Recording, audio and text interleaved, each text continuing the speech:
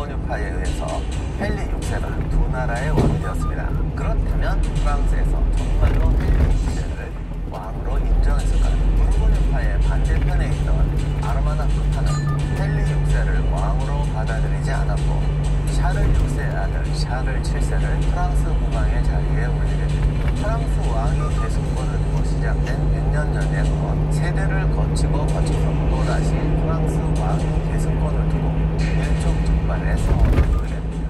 이때 프랑스 왕 샤를 7세를 구할 신의 계시를 받았다는 소녀 잔다르크가 영웅처럼 등장합니다. 자신이 프랑스를 구할 수 있다는 17세 소녀의 말을 누가 믿을 수 있었을까요?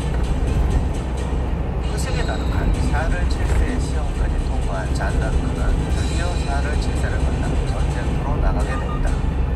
잔다르크는 어떻게 이 시험을 통과할 수 있었을까요? 디데이가 다가올수록 점점 예민해지고 생각한다고 떨리고 긴장되는 다 불안 때문. 어떻게 이 시험을 통과할 수 있었을까요?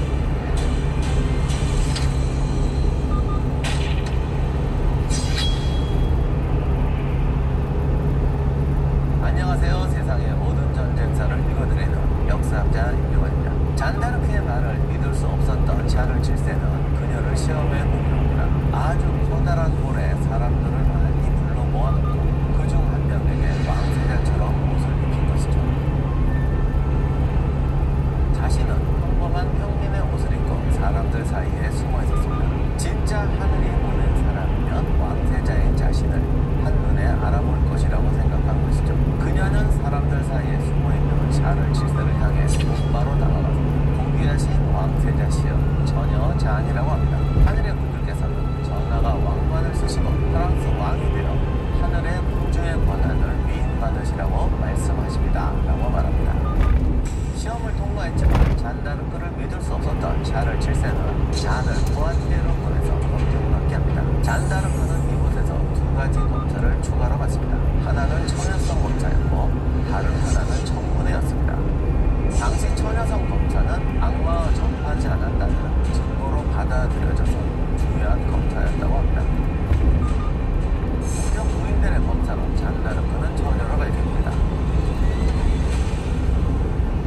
또 한개는 법원과 대학이 있던 곳으로 잔다르크는 이곳에서 고급 사제와 법학자, 왕정위원회 사람들과 청문회를 엽니다. 그리고 대화 속에 잔다르크가 거짓말을 하고 있다는 걸 결코 찾지 못했고 결국 신학자들은 그녀가 신학적으로 아무 이상이 없고 이단도 아니라면서 샤를 7세가 잔다르크의 도움을 받아도 될 것 같다는 결론을 내립니다. 샤를 7세는 잔다르크를 당시 가장 치열하고 중요한 전장이었던 오를레앙 전투에 투입하기로 결정합니다. 잔다르크는 신의 전사로서 갑옷과 휘장을 받고 전투에 나설 준비를 합니다. 그런데 글도 모르고 군사훈련도 받아본 적이 없는 잔다르크가 전투에서 무엇을 할 수 있었을까요? 당시 오를레앙 성은 잉글랜드군에게 포위된 채 200일이 넘게 결사항전을 벌이던 중이었습니다. 프랑스군은 오랜 전투에 지칠 대로 지친 데다 여기저기서 들려오는 프랑스군의 패배 소식에 사기도 크게 떨어진 상황이었죠. 그런데 잔다르크가 전투에 투입된 지 일주일도 되지 않아서 기적 같은 일이 발생합니다. 잔다르크가 참전한 첫 전투에서 프랑스군이 잉글랜드를 공격해서 큰 승리를 거둔 것이죠. 잔다르크는 전투 한가운데 서서 깃발을 흔들며 프랑스군을 승리로 이끌었습니다. 기적은 여기서 끝이 아니었어요. 희한하게 잔다르크가 이끄는 프랑스군은 3일 동안 거의 매일 연전연승했고 결국 오를레앙시 외곽에 전투형 요새를 탈환합니다. 그리고 잔다르크가 오를레앙에 들어간 지 9일째 되는 날 오를레앙 성을 포위하고 잉글랜드군이 포위를 풀고 물러나면서 이 전투에서 프랑스군이 승리를 맛보게 됩니다. 이것이 정말 기적이었을까요? 잉글랜드군은 200일 넘게 오를레앙을 포위하고 있었던 상황이었습니다.